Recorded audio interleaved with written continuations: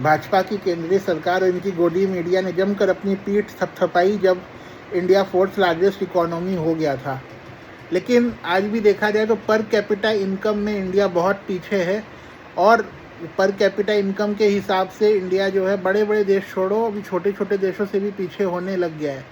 आज मोदी के 12 सालों में देश में इतना विकास नहीं हुआ है, और अब नौबत इतनी बुरी आ गई है कि इंडिया से एकदम छोटा देश बांग्लादेश, जो काफ़ी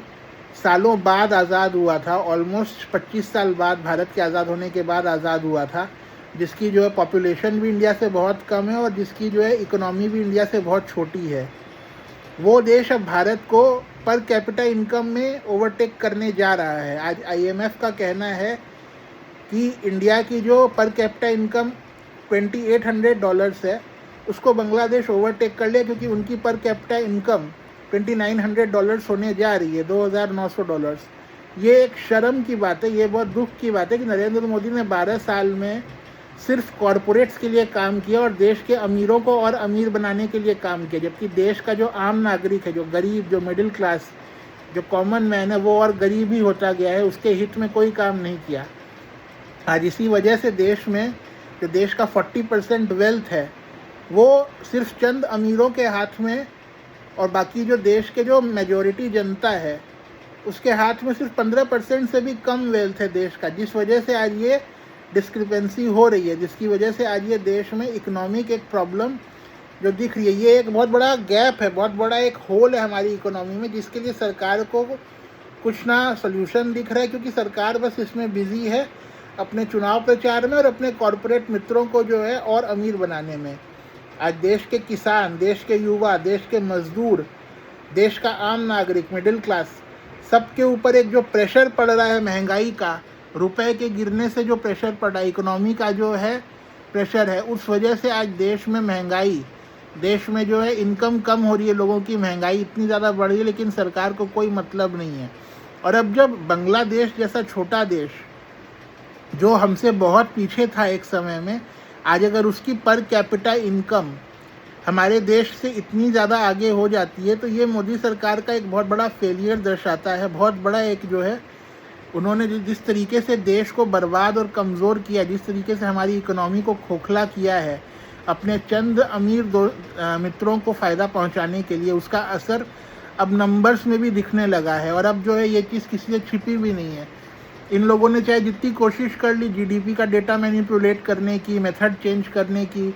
इन्फ्लेशन का डेटा छिपाने की, but end of the day जो कोर वर्क होता है, जो सरकार का जो नीतियों का जो असली रिजल्ट आता है, वो छिप नहीं सकता है। और इंडिया की जो GDP जो रुक गई है एक तरीके से, जिसका ग्रोथ बहुत कम रेट पे हो रहा है, इसका ये चीज़ साबित इससे होती है कि आज हमारा देश पिछड़ रहा है विश्व के कई देशों से। आज हम एक रिसेशन की तरफ बढ़ रहे हैं, हमारे देश के एक्सपोर्ट बहुत ज़्यादा गिर गए, हमारे देश का रुपया कमज़ोर हो रहा है, फॉरेन इन्वेस्टमेंट्स हमारे देश में ऑलमोस्ट ना के बराबर हो रहे हैं। जो फॉरेन के FIIs और FDIs है वो देश से पैसा विड्रॉ कर रहे हैं और वापस नहीं आना चाह रही, क्योंकि हमारे देश में अनस्टेबल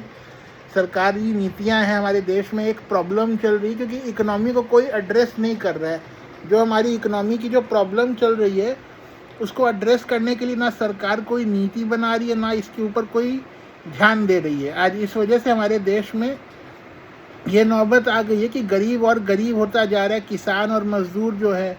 वो 2 वक्त की रोटी के लिए जो है बहुत ज़्यादा मेहनत करें, फिर भी उनको शायद नसीब नहीं हो रही है। मिडिल क्लास महंगाई के तले दब गया है। आज हर चीज़ इतनी ज़्यादा महंगी हो गई है कि लोगों के कंट्रोल से बाहर हो गई है। सरकारी टैक्सेस इतने ज़्यादा है, खास करके इनडायरेक्ट टैक्सेस, कि वो लोगों की जो रीढ़ की हड्डी पे अटैक करते हैं सीधे। आज हर बेसिक एमिनिटीज़ इतनी महंगी हो गई हैं कि सरकार को शर्म आनी चाहिए कि आम जनता पे इतना बोझ डालकर ये सरकार अचीव क्या करना चाहती है। एक तरफ तो इसने कॉरपोरेट्स के 16 लाख करोड़ के लोन माफ़ कर दिए पिछले 12 सालों में, वहीं ये सरकार एक जो हमारे देश की जो आम जनता है उस पर महंगाई का बोझ रोज़ डालती रहती है, चाहे वो फ्यूल पे टैक्सेस हो, चाहे और चीज़ों पे टैक्सेस हो, चाहे GST हो। आज बांग्लादेश अगर हमसे आगे निकल गया है पर कैपिटा इनकम में, या फिर अफ़गानिस्तान हमारी करेंसी से आगे निकल गया, रुपए को पिछाड़ के आज अफ़गानिस्तान की करेंसी इंडिया से पीछे थी, उसकी वैल्यू इंडिया की करेंसी से कम थी, लेकिन आज वो इंडिया से अगर आगे निकल रहा है तो ये साफ दर्शाता है कि नरेंद्र मोदी एक फेल्ड प्राइम मिनिस्टर है, जिसने देश के लिए कुछ नहीं किया है, जिसने देश को हर एंगल से बर्बाद कर दिया है, जिसने देश को हर तरीके से चौपट कर दिया है। और इस आदमी ने देश को एक तरीके से 50-60 साल पीछे पहुंचा दिया है, क्योंकि आज हमारी इकोनॉमी भी कमज़ोर है, हमारी देश की क्रेडिबिलिटी भी ख़त्म हो गई है। डोनाल्ड ट्रंप रोज़ हमारे बारे में, हमारे देश के बारे में कुछ भी बोल देता है, कुछ भी बदतमीज़ी कर देता है, हमारे देश को कोई सीरियसली लेता नहीं है। और नरेंद्र मोदी बस अपने कैंपेन, फ़ोटोशूट्स और लग्जरियस जो हॉलीडे इनका चल रहा है, बस उसी में व्यस्त है, और देश की किसी भी समस्या से, किसी भी प्रॉब्लम से, आम जनता के मुद्दों से इसको कोई मतलब नहीं है। चाहे आम जनता जाए भाड़ में, ये आदमी तो बस अपने में ही मस्त है।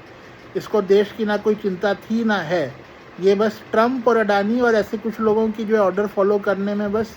प्रधानमंत्री का अपना पूरा दायित्व इन्हीं चीज़ों पे निभा रहा है। आम जनता जो देश की 140 करोड़ जनता है, उससे इसको कोई मतलब नहीं है, उनकी समस्याओं से कोई मतलब नहीं है।